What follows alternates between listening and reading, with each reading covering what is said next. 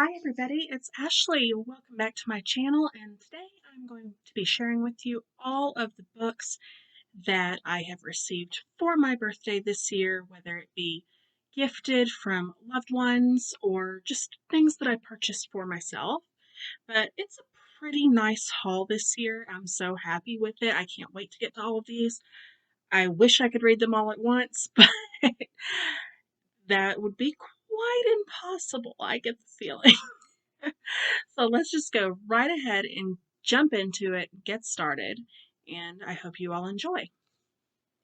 The first book that I received this month was Small Horrors by Darcy Coates. This was a gift from my sister, and this is a story of 50 creepy stories. And I didn't know about this one. I don't recall seeing it on Kindle Unlimited. Maybe I just missed it. But I've recently started going down the Darcy Coates rabbit hole a lot. And so when my sister sent me this, I was beyond thrilled with it because she found something that I hadn't heard of. And the short stories, I'm really interested to see how Darcy Coates does short stories. With some authors, I really enjoy their short stories, and with others, not so much. It really depends on the writing style of the particular author. And with Darcy Coates, I have a gut feeling that she could pull off a short story really well. So I am excited to get into this one.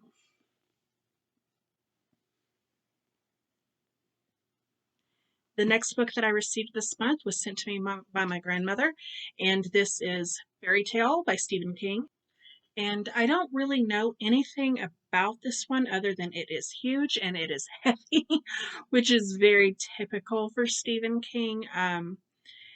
This kind of looks like a well on the cover. That's the way I'm interpreting it. I could be completely off the mark, but I want to go into this one a little bit blind.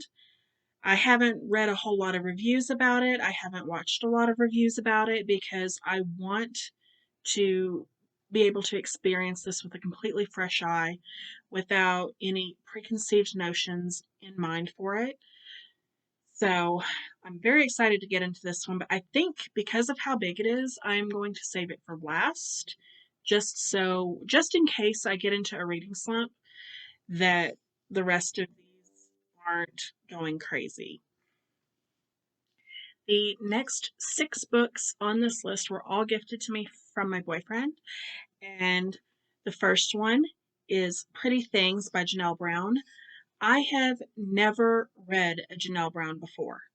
I have heard a lot of things about some of her books recently, and she sounds really interesting. Most people that I have seen seem to be enjoying her writing style a lot, and I really loved the synopsis of this one. Um, it's like this Instagram influencer girl that steals from the rich. So it almost feels like it's a modern day Robin Hood with a gender spin on it, and it's like a it's a woman influencer that's stealing from the rich. I don't know if that's exactly the way it's supposed to be, but that's kind of the vibes that I was getting from the synopsis. So I really can't wait to jump into this one. The next book that my boyfriend got me was one that I have read before, but I didn't have a physical copy of, and I really enjoyed this one. So I wanted that physical copy, and that is Home Before Dark by Riley Sager. I loved this book. It was so good. It had a lot of haunting of Hill House vibes. I love almost anything that has to do with a haunted house. It is just my jam. I love that kind of a thing. And this one did not disappoint. We followed a young girl who is going back to her childhood home after her father dies. And he wrote a story about it that the house was haunted, and she gets there and all of this stuff starts happening. It's so creepy, it's so good, it's so atmospheric. I loved every minute of reading this, and I'm so happy that I finally have my own copy. I could not be more grateful.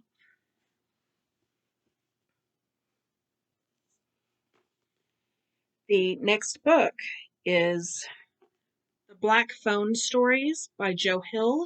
I believe that this is a short story collection, but it's all like based around the same events. Is that right?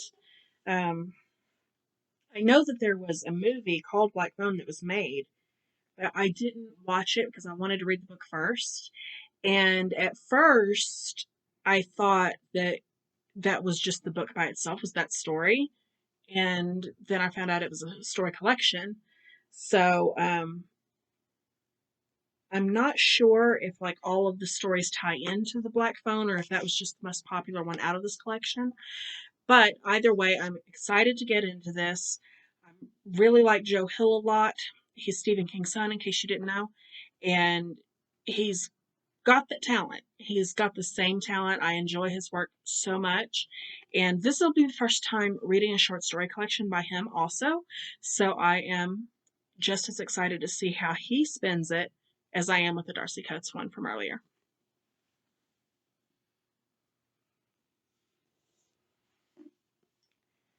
The next book that I received was The Haunting of Maddy Clare by Simone St. James.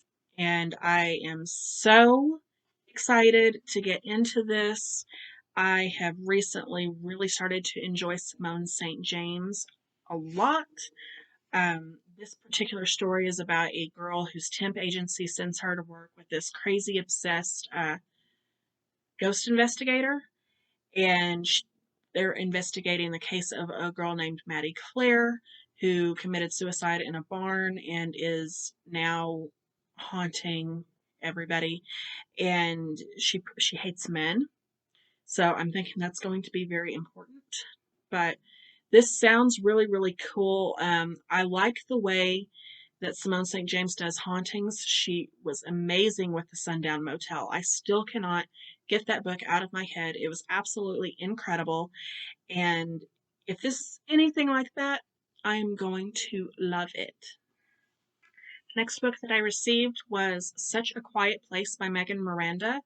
And this one seems to be quite mixed on BookTube. I see a lot of people say that they really didn't like it. I see other people say that they loved it. And for me, Megan Miranda has kind of been a middle of the road author. Um, I enjoy her enough to keep reading, but I haven't really been crazy attached to any of her works, if that makes sense. So, it's like everything that I've read I thought was fine, but I haven't had anything that has blown me away yet. Um, and this one I really, really like the concept of. It's about a young woman who was convicted of murder, but her conviction got overturned. And now she's getting all threatening notes and stuff. And I have a feeling this is going to be trying to figure out if she actually committed this crime or not. And I think that is interesting. That is when we're coming into the action after her conviction has been overturned and seeing the aftermath of it. So I think that is a very, very cool concept because we are obviously going to be trying to figure out if she did this or not, and if not, who did it, and why are people sending her notes? Why does nobody believe her? I'm very intrigued by this, and I am hoping that this is the one that really gets me into Megan Miranda more so than I have been. Um, it's got a gorgeous cover too. I'm not typically a cover by person, um, so don't think that. I do think that this is really pretty artwork. But yeah, I cannot wait to get into this. The next book that I received this month was The Twisted Ones by T. Kingfisher. I have only read one T. Kingfisher before, which was The Hollow Places, and I really, really liked that a lot. Despite the fact that it was a portal fantasy horror type thing. And I'll be honest, portal stuff usually loses my interest really, really quickly. But something about that one, and to this day, I cannot pinpoint exactly what it was. Something about that one really kept my attention. I guess it just felt different than all of the other portal stuff that I'd ever read. So, it was new, it was unique, it was fresh, and I really liked T. Kingfisher's writing style. I liked the blend of the fantasy and the horror elements together. I thought that it was very interesting the way that that was done. So I'm very interested to read The Twisted Ones. This is a horror book about a girl that goes to clean out her grandmother's house. Her grandmother was a hoarder. This house is full of garbage, and she begins to discover some grisly and concerning things. I have purposely stayed away from reviews of this because I don't want to be spoiled for it, and I don't want to know any more than that little bit right there. But I'm very, very excited for this. I'm trying to decide when I want to read it. I'm thinking about reading this for Halloween. So stay tuned for that. I can't wait for it. It's going to be epic.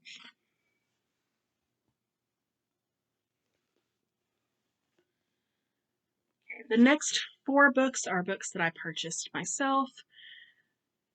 This one is The Last Letter from Your Lover by Jojo Moyes. I guess technically, I didn't purchase this. I had a free book credit on Thrift Books, and this is the book that I chose for that. So, this book, I am not really knowing what to expect. I will be honest. I watched the movie first, which for me isn't something that I normally do, and it's not something that I do purposely very often. Like, if I do it, it's because I don't know. Um, but with this one, I have put off reading Jojo Moyes for a very long time, simply because people seem to find her flat. In all of the reviews that I've seen and read, people are always like, oh, that's okay. I've never heard anybody bash her stuff, but I've never seen anybody be like, oh my gosh, this was so, so, so good. And I'm just sitting there thinking, I'm like, do I really want to invest in an author that nobody really seems to be blown away by? So I watched the movie first just to give myself an idea of the type of stories that she writes. And I was completely enthralled by the movie. I thought that it was fantastic. I loved the plot line. The story was amazing. And I was like, if the movie is that good, the book has got to be better. They always are. So when I got my free book credit, I decided to spend it on this. And I'm not very far into it. I have started it. And so far, I am finding it kind of bland, which is very strange to me considering how much I liked the movie. But this is the story of a woman who gets into a car accident. She loses most of her memory. There's a lot of things that she can't remember. And there is also like another timeline where this newspaper person begins to discover these letters between the woman that was in the accident in the 60s and a mysterious man called B. And it's clear that they had some sort of a secret love affair going on. It's an interesting plot line. It was very beautiful. The movie was beautiful, sad, all of that wrapped into one. The book is going very, very slow for me. I hope that it picks up soon. I want to really like this a lot. Um, but yeah, that's just where I am right now.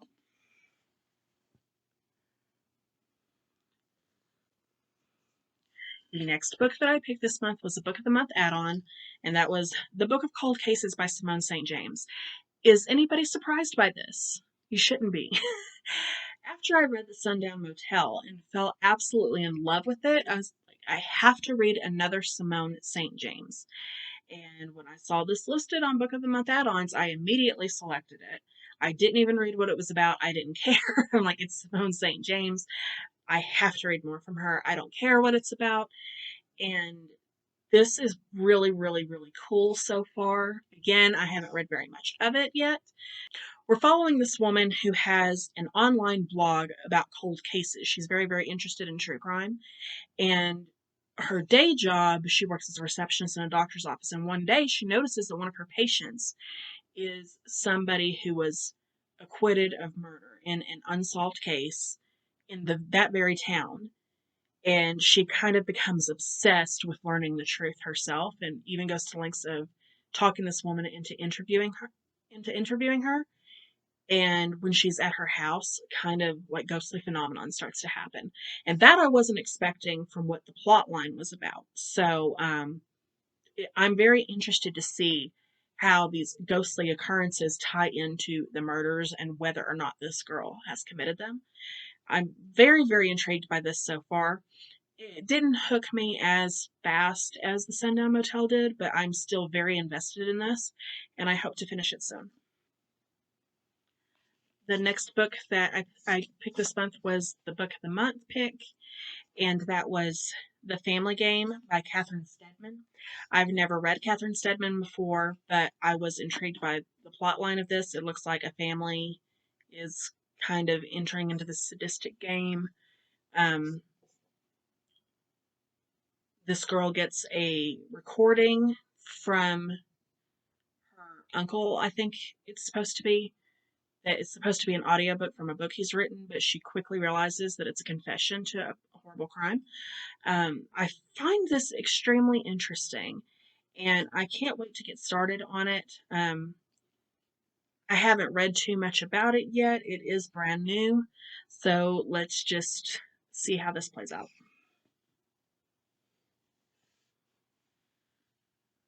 The next book that I chose this month was my second Book of the Month add-on, and that was The House Across the Lake by Riley Sager. This is still relatively new. It follows an unreliable narrator who lives in a lake house, like in an area that's mostly famous people, is my understanding.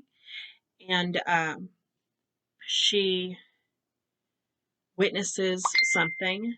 I don't know much more than that. I knew pretty early on that I wanted to read this, so when I'm watching a booktube video and the booktuber talks about this, I tend to mute the video until they move on to another book because I don't want to be spoiled. So I don't really know that much about it.